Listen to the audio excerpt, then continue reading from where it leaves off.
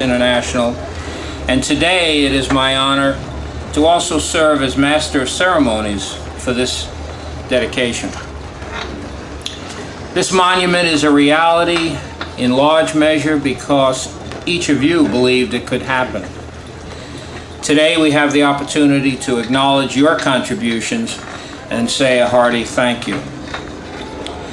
We begin our ceremony with the presentation of the colors, and we are honored this morning to have the flag of our great nation presented by the United States Marine Corps Color Guard from the 2nd Low Altitude Air Defense Battalion based at Marine Corps Air Station, Cherry Point, North Carolina, and under the leadership of Sergeant Lawrence A. Goodloe. Following the colors, our national anthem will be sung by the St. Andrews Quartet from St. Andrews Episcopal Church in Nags Head. Ladies.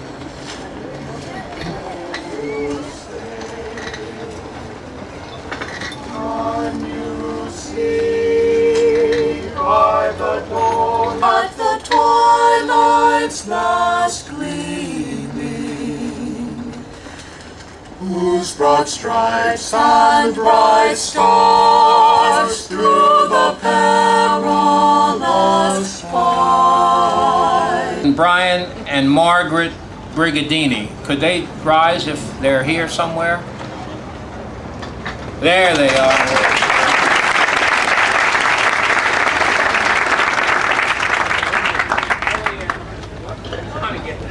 Billy and Mildred Rout from the town of Kittyhawk are here. These very generous people gave the high ground property on which the monument now stands to the North Carolina Department of Transportation. This is fun. The Routon family made this great location possible. Please rise.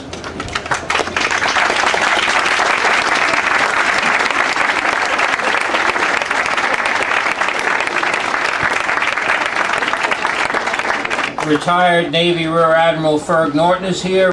Julie's not here.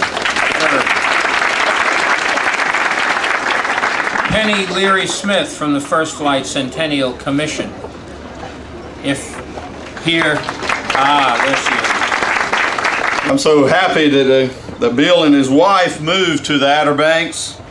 The contributions that they have made to this community are becoming legendary. He is a very special person in many ways. Glenn, you chose wisely and smartly in seeing that this event that we are participating in today is obviously a huge success.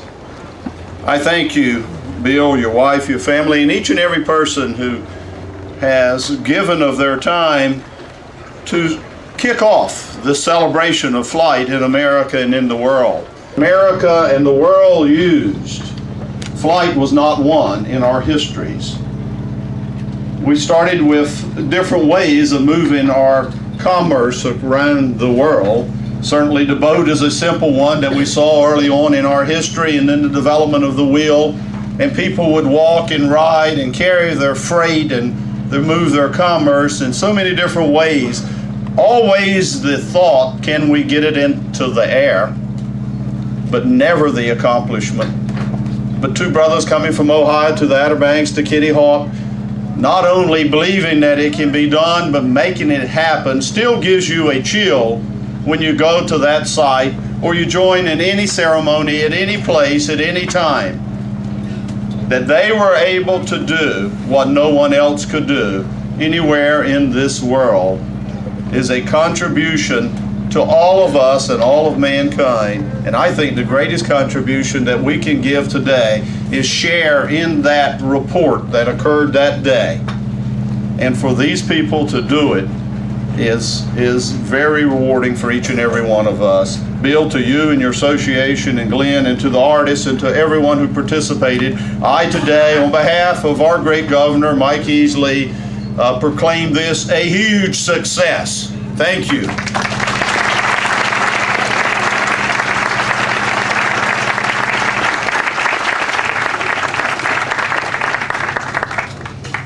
Pylon or paver or time capsule sponsors. They're all named in the program, and I invite you to pay special attention to these community pace setters. They brought us over the top in our fundraising campaign. Would you individually stand as I call your name and try to remain standing in the wind until we're all recognized, and then we'll have a grand round of applause. Pylon number 1, East Carolina Bank, Skip Hines and Olin Davis. Pylon number 2, Ms. Erna Higgins Rogers, and a special welcome to the Higgins Rogers family. Pylon 3, Wings, Mayan Golasa. Pylon 4, Wachovia Bank, Taylor Sugg. Pylon 5, the Regalo Foundation, John Harris and Bruce Weaver. Back there. Pylon 6, RBC Centura Bank, honoring the Tuskegee Airmen, Stuart Bell, Penny Bentley, and Paula Wilkerson. Pylon number 7, the First Flight Society, Ken Mann. Pylon 8, the Town of Kitty Hawk, Mayor Bill Harris and Town Manager John Whitehurst. Pylon 9, Association of Flight Attendants, the International Secretary-Treasurer, Mr. Paul McKinnon. Pylon 12, the Foundation for Coast Guard History, retired U.S. Coast Guard Vice Admiral Howie Thorson and Rear Admiral Bob Johansson. And corporate donors to that pylon, Serge Panabieri, American Eurocopter, John Burdett, Lockheed Martin, Dave Spracklin, Sikorsky Aircraft, and Sam Adcock, Eads North America. Pylon 14, the people of Dare County, Commissioners Warren Judge, Renee Cahoon, Virginia Tillett, and Cheryl Bird. And Geneva Perry. I have to say, Geneva Perry was a mover shaker here. Pylons number 10, 11, and 13, as well as some pavers and about 1,500 bricks, are still available for sponsorship. MasterCard, Visa, or Amex gladly accepted. The Orbital Paver sponsors, Southern Insurance, Robert Wells and Larry Barker. The Cargo Airline Association, honoring John T. Daniels, Steve Alterman. Awful Authors and Bad Barracuda Restaurants, the Joe Whitehead family. The people of the town of Nags Head, represented by Town Manager Webb Fuller. The Time Capsule sponsor, the Bank of Currituck, honoring their president and CEO, Sam T. Tommy Moore Jr., Mr. and Mrs. Moore, and Jack Crawford. The Courtyard Paver sponsors: the Association of Naval Aviation, Captain J.B. Dadson, also president of the Man Will Never Fly Society. So he thinks. Ramada Plaza Hotel, Jane Webster. Kelly's Outer Banks Restaurant, the one and only Mike Kelly.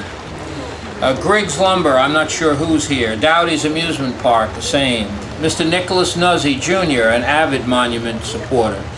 Robbie Parker, RPC Contracting Company. Ralph Calfee Engineering, we'll get everybody up. Ralph Calfee Engineering, Mr. and Mrs. Calfee. Vanda Black, LLP, Mr. and Mrs. Sheeran. First Flight Rotary Club. A private family supporting the Wright Flight program and its student pilots. Captain J.A. Dillian, U.S. Coast Guard, augmenting the Foundation for Coast Guard History sponsorship of pylon number 12. A special paver brick sponsorship from the Silver Eagles, military enlisted pilots, Lieutenant Commander Moore and Robert Felton. Other major donors: Dare County Tourism Board with their grant, the Monument Construction Team, WIMCO, I think Bruce Hendricks might be here, Parker Monuments, Frank and Suzanne Parker and Larry Ray may be here, Ben Cahoon, our architect, the lovely entrance marker, which was crafted by Clifton and Clifton Monuments. Please join me in a round of applause for all these generous.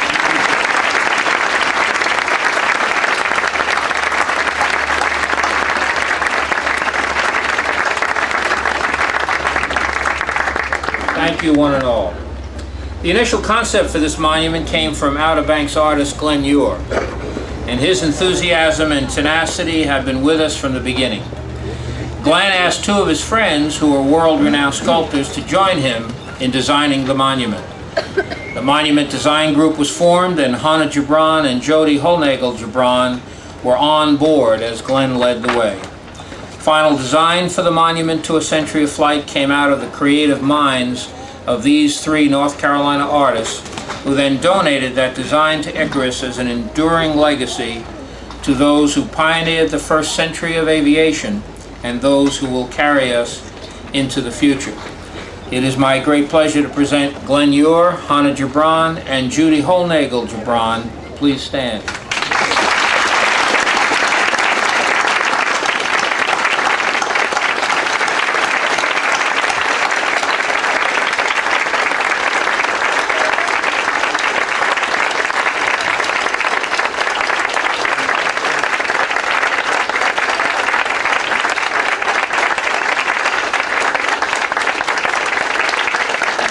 The excitement of anticipation, and on December 18th, hopefully we'll feel the satisfaction of success, of a successful celebration that has spread the word from the Outer Banks to the world. But I'd like to just put this in perspective, if I could, just for a moment. We're celebrating the 100th anniversary of flight. It was interesting, as I went to the monument up here today, and the curvature was explained to me represents 120 feet. And when you see 120 feet, literally this big, it starts to put things in perspective. Think about the Wright brothers' first flight, 120 feet in 12 seconds. The last flight, 852 feet in 59 seconds. That first flight, they're doing 7 miles per hour. Most of us do a fast jog at that speed. 7 miles an hour. And yet 66 years later, we went 250,000 miles when we put Neil Armstrong on the moon. The Wright brothers unlocked the secrets, and then innovation took over. The Wright brothers' achievements are something that we want to remember forever. But today we also want to remember the pioneers that followed. The celebration of flight is an opportunity to highlight the importance of innovation, achievement, respect, all attributes that have made this country the wonderful place that it is. It's not enough to honor the Wright brothers, but we want to honor every pioneer along the way. As I walked around the monument and saw significant names such as Lindbergh, Yeager, Crossfield, Armstrong, John Glenn, and others, these are names that ring true in history that we all respect and have left a legacy forever. But we also want to honor the other pioneers whose names we will never hear. The innovators who worked in their backyards, in their basements, in their garages, who made aviation great what it is. The pilots who've experienced and shared the love of flight with others. As we stand here, our organization has embarked upon a program called Young Eagles. The goal to give 1 million kids an opportunity to experience flight by December 17th, 2003. To this date, we've reached 999,000 kids. What's important about that is it's not so much looking to the past, but these kids will be the next century of flight. It's been said here today, we're honoring the pioneers, but this exhibit will really honor the pioneers in the past, the present, and the future. Because what it signifies is that we have so much yet left to do. And I hope that all of you realize how important the celebration is. It's been planned for 10 years. For the last years, we've started a countdown. We've called it the Countdown to Kitty Hawk, Kill Devil Hills. But what it is, it's a year-long celebration. It's visited various communities across this country, recognizing the achievements of flight and what the Wright brothers started and was carried on by others. But it's been a countdown to a specific place and point in time. And it's the place where you live, right here on the Outer Banks. At that point in time, December 17th at 10:35 a.m., we will recreate history and launch the second century of flight. The Wright brothers have left a legacy, but you too are leaving a legacy. You are the stewards of something important to the world because in many cases, events in history create opportunities for the future. And it's wonderful that you've had the foresight to do what you've accomplished in terms of preserving the heritage of the Wright brothers and all who have followed, and the monuments that will serve as a beacon of light to those that come to the future. These young men and women that are standing behind me will be the aviation pioneers of the future, whether it's 10 feet above the ground or as we travel into space. These are wonderful times for us, and for the next 30 days, you'll have people visit here who marvel at what was accomplished by those two bicycle builders from Dayton, Ohio, who came to the Outer Banks and forever changed the world. It was interesting when you put it in perspective, Senator Bass-Knight, when you talked about the fact that aviation came so late in history. And it's amazing because for centuries people tried to figure out flight, powered flight, and could not break the code. But think of that, within the span of 66 years after the Wright brothers figured it out, look where we went, how fast we went there. The Concorde, the SR-71, the military fighters of World War II. It was unbelievable what took place. So today, let's thank all who innovated, designed, flew, and sacrificed to make our lives better.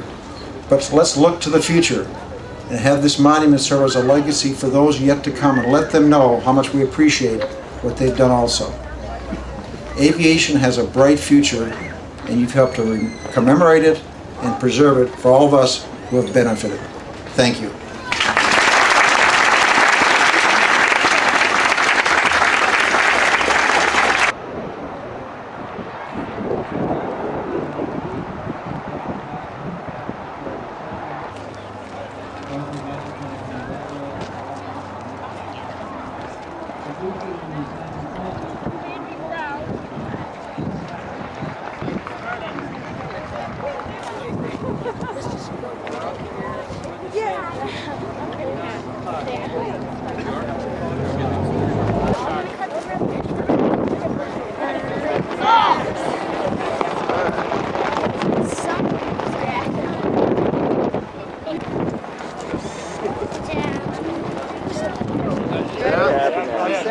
On the count of three.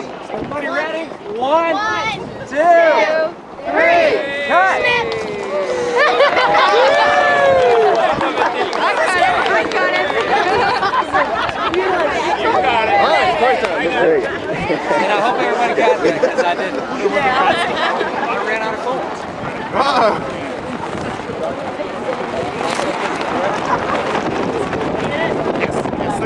I'm sorry. Casey, why did you leave?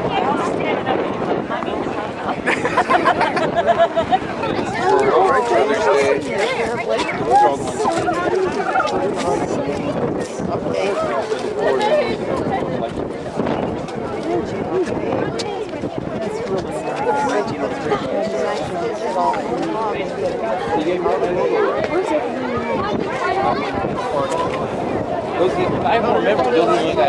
money. Anyone that didn't give me money didn't get a brick. Oh, look at that. That always a great feeling. That's what it shows.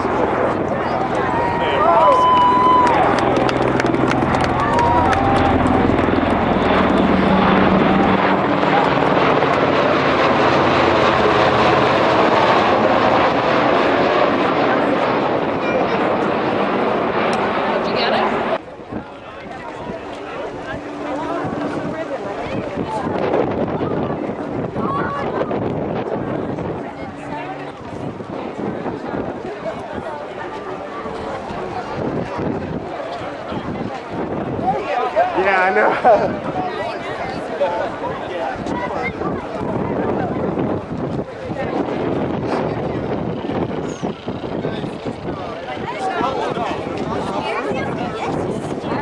Listen, I'll probably lose you guys to the crowd. Oh, we're in the Virginia Pilot. Yeah, they said it'll probably be. We're hiding under the blanket. Right? Mama.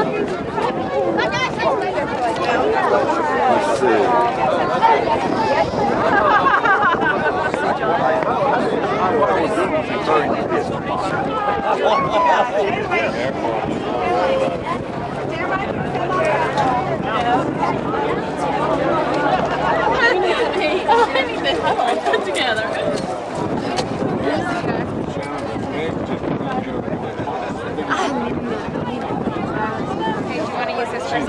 I'm too busy. I promise we're going to be like, our car's just right there, so.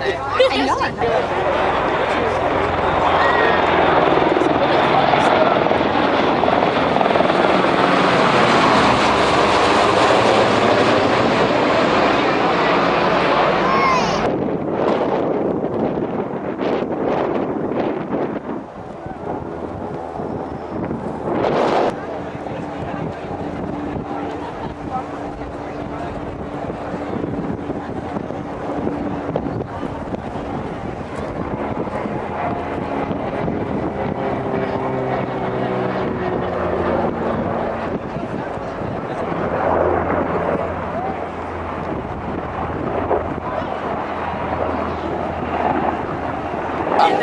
And it's got posts in it. Okay, that's good. Real low down. But yeah, this is what you